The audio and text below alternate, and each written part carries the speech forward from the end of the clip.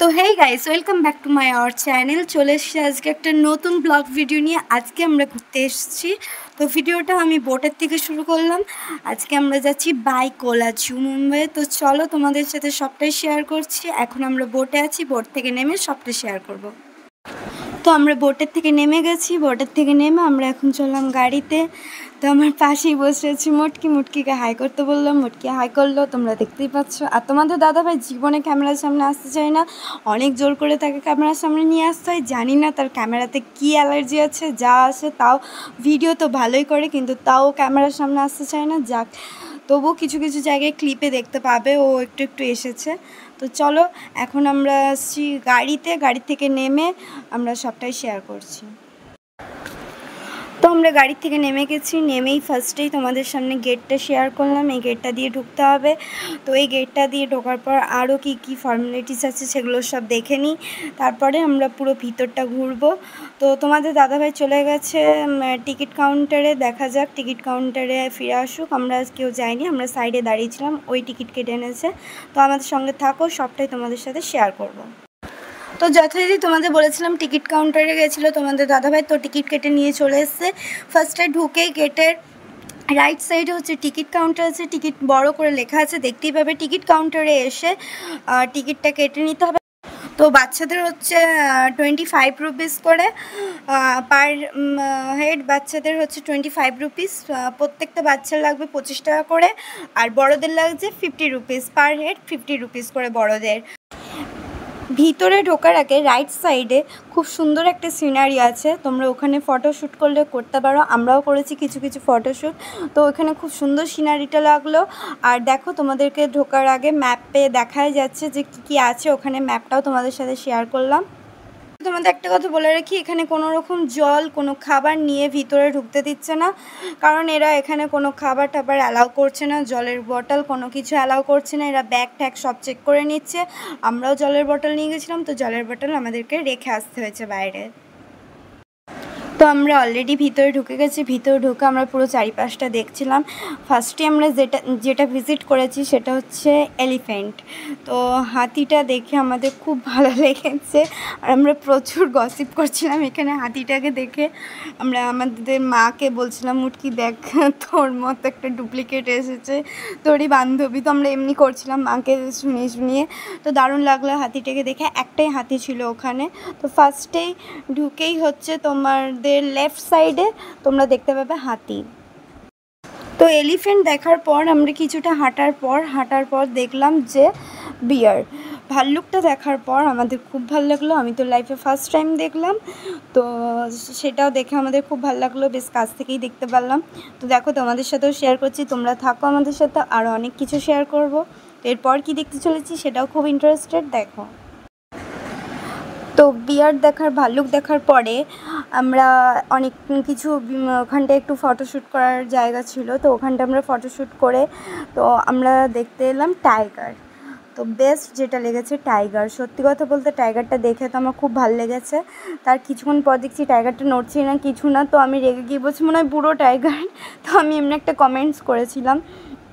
তো আমার খুব রাগ লাগছিলো, টাইগারটা কিছুতেই আসছিল না। তো বাঘটা দেখে আমার খুব ভালো লেগেছে, কারণ জীবনে ফার্স্ট টাইম আমি এত কাছ থেকে এত কিছু দেখছি। বাঘ, তারপরে ভাল্লুক, এগুলো আমি খুব কাছ থেকেই দেখছি ফার্স্ট টাইম। তো ভাল লাগলো। তারপর যথারীতি আমরা টাইগার দেখে রাস্তা ধরে নিয়েছিলাম ডিয়ার দেখার জন্য। তো অত ইন্টারেস্ট দিয়ে আমি ডিয়ার দেখিনি সত্যি কথা বলতে, কারণ আমি যেখানে থাকি সেখানে আমাদের এখানে একটা ছোটো মতো পার্কে প্রচুর হরিণ আছে। এখানে অনলি একটা ডিয়ার পার্ক বলে রাখা আছে, তো ভিতরটাতে প্রচুর হরিণ আছে। তো তার জন্য আমি অত ইন্টারেস্ট দিয়ে হরিণ দেখিনি বা ডিয়ার দেখিনি অত। তো মানে তোমাদের দাদাভাই ওটা একটু ভিডিও করে নিলে এক ঝলক, তো খুব মন দিয়ে দেখছিল। তারপর আমরা ডিয়ার দেখার পর আমরা যথারীতি আরও একটু পথ এগিয়ে গিয়ে দেখতে পেলাম পেঙ্গুইন।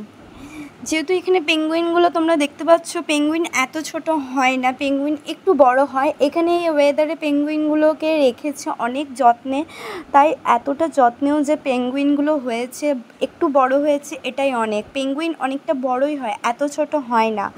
তো দেখলাম আসলে ওয়েদারটা এখানে শ্যুট করেনি, পেঙ্গুইন তো অনেক ঠান্ডা ওয়েদারে থাকে। তো খুব সুন্দর লাগলো পেঙ্গুইনটা দেখে। সবথেকে ভালো লেগেছিলো, ওটা জানি না তোমাদের দাদাভাই ভিডিওতে তুলতে পেরেছে নাকি, তো আমার ওইখানটা খুব ভালো লেগেছিলো। গোটা চারিদিকটা পেঙ্গুইনটা যেখানে রেখেছিল ওখানটা এত সুন্দর করে সাজিয়েছে, আর লিফটের ব্যবস্থা আছে, মাটির মধ্যে আবার লিফট। তো এই জিনিসটা আমার খুব ভালো লেগেছিলো, পেঙ্গুইন ওইখানটা খুব সুন্দর লাগলো এই জায়গাটা আমার। সো আমরা অনেক রকম বার্ডস দেখেছি, এত বার্ডস দেখেছি, নামগুলো আমার ঠিক ক্লিয়ারলি মনে নেই। তো তোমরা দেখতেই পাচ্ছ ভিডিওতে আমি শেয়ার করেছি, প্রত্যেকটা বার্ডস আমি শেয়ার করেছি, তোমরা দেখো। যদি কেউ জেনে থাকো প্লিজ কমেন্ট করে জানিও, আমার সব নাম মনে নেই বার্ডসের। তো দেখো বার্ডসগুলো কেমন কি সুন্দর লাগছে। সো বার্ড সেকশন দেখা শেষ করে আমরা এবার অনেকটা রাস্তা হাঁটতে হাঁটতে দেখতে গেছিলাম ক্রোকোডাইল। তো ক্রোকোডাইল দেখার ওখানে একটা মজার দারুণ সিন হয়েছে, সেটা হচ্ছে ক্রোকোডাইলটার নিচের জলের একদম কাছে কাঁচ দিয়ে পুরো ঘেরা আছে, ওইখানটায় এসেছিলো। আমি আর মা দেখছিলাম, আর পাশে তোমাদের দাদাভাই ভিডিও করছিলো। তো ভিডিও করতে করতে এমন একটা মোটিভেশন আওয়াজও দিল, আমি পুরো চমকে উঠেছিলাম। তো আওয়াজটা শুনে আমি আর মা পুরো অত লোকের মাঝখানে চেঁচিয়ে উঠেছিলাম, ভেবেছিলাম আমাকে হয়তো ক্রোকোডাইল টেনে নিয়ে চলে গেল। তো এই ভয়ে আমি বেশিক্ষণ দাঁড়িয়ে থাকিনি, ওখানেও এমন ভয় খাই দিয়েছিল। তো ক্রোকোডাইলটাও দেখে আমার ভালো লাগলো। ওখানে অনেক ক্রোকোডাইল ছিল, উপরে দুটো নিচে দুটো সেকশনে ভাগ করা ছিল ক্রোকোডাইলগুলো, দারুণ লাগছিল দেখতে। তো ক্রোকোডাইল দেখার পরে ওই ভিতরটাতে কিছু ফটোশ্যুট করে নিলাম আমরা, ফটোশ্যুট করে দেন এবার আমরা কোথায় যাচ্ছি সেটাও দেখতে থাকো। সো দেন ক্রোকোডাইল দেখার পর আমরা চলে গেছিলাম আরেক ধরনের বার্ডস দেখতে। তো সেখানে আমি যাইনি, খুব একটা বহুত গন্ধ বেরোচ্ছিলো ওই বার্ডসটাতে, খুব বাজে একটা স্মেল আসছিলো। তো আমি আর মা বেশিক্ষণ থাকতে পারিনি, আমরা বেরিয়ে গেছিলাম ওখান থেকে। তো আমি বারবার বলছিলাম যে এবার আরেক জায়গায় যাব। তো তখন আমরা একটু রেস্ট করলাম, রেস্ট করার পর আমি এটাই বলছিলাম। তো দেন জলহস্তি দেখা হয়ে গেছে, জলহস্তি দেখার পর আমরা দেখতে গেলাম বাঁদর, অনেক হনুমান দেখেছি, প্রচুর হনুমান ঝুলছিল।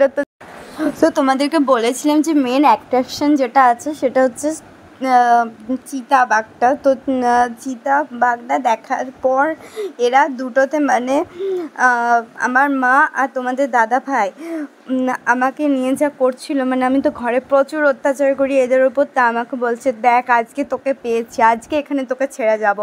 তো আমি সত্যি ভয় পেয়ে গেছিলাম একটুখানি, একটু না ভালোই ভয় পেয়েছিলাম যে সত্যি বাঘটা যদি বেরিয়ে এসে আমাদের খেয়ে নেয়।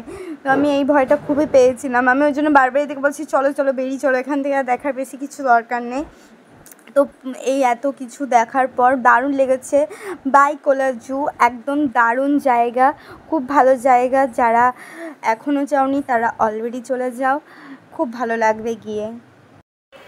সো আমাদের সব দেখা হয়ে গেছে, আমরা এখন বেরিয়ে পড়লাম, আমরা গাড়িতে উঠে পড়েছি। তো ভিডিওটা কেমন লাগলো, ভালো লাগলে like comment share and subscribe, আর পাশে থাকা বেল আইকনটা প্লিজ প্রেস করে দিও। তো চলো আজকের মতো এইটুকুই ব্লগটা, পরে নেক্সট ব্লগে দেখা হচ্ছে তোমাদের সাথে।